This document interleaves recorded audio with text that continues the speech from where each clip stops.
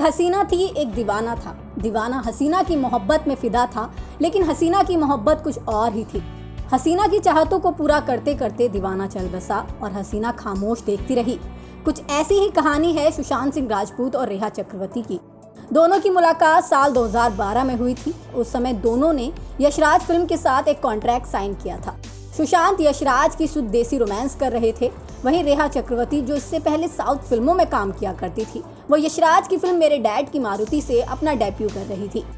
उस समय सुशांत एक्ट्रेस अंकिता लोखंडे के साथ रिलेशन में थे, लेकिन जब रेखा और सुशांत की दोस्ती बढ़ने लगी तो इसका असर सुशांत और अंकिता के रिलेशन पर पड़ा और वो टूट गया।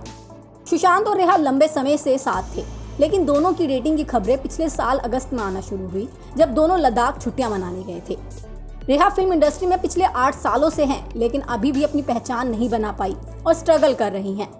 उन्होंने मुकेश भट्ट के प्रोडक्शन हाउस में बनी फिल्म जलेबी में काम किया था, लेकिन ये फिल्म भी उन्हें स्टारडम ना दिला सकी।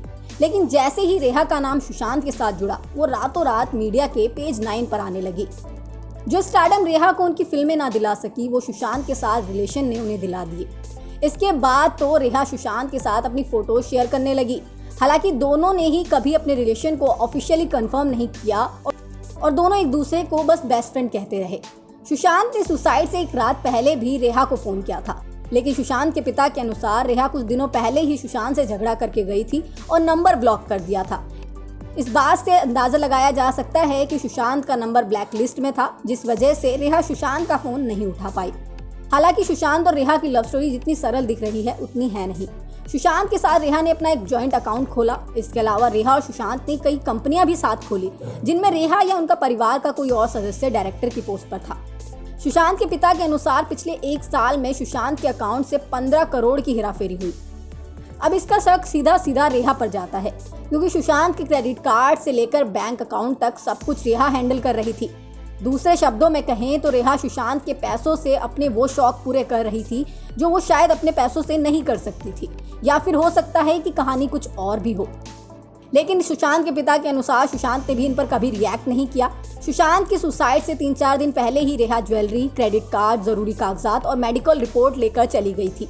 सुशांत के पिता के अनुसार रेखा ने सुशांत को ब्लैकमेल किया था कि अगर उन्होंने कुछ भी किया तो वो उनकी मेडिकल रिपोर्ट को पब्लिक कर देंगी, जिस वजह से सुशांत सिंह राजपूत काफ़ी ज़्यादा डिप्रेस्ड हो गए थे।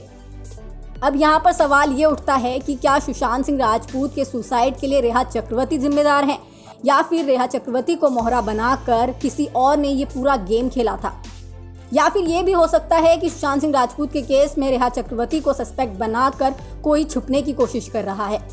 अब पूरा माजरा क्या है और सुशांत सिंह राजपूत की डेथ का असल में जिम्मेदार कौन है, ये तो आने वाले समय में ही पता चल पाएगा। HS न्यूज़ के लिए प्रीति राजपूत की रिपोर्ट। देश और दुनिया से जुड़ी सभी प्रमुख खबरों के लिए हमारे चैनल को सब्सक्राइब करें और लेटेस्ट वीडियो पाने के लिए बेल आइकन को जरूर दबाएं। साथ ही हमारे वीडियो को लाइक और शेयर करना ना भूलें।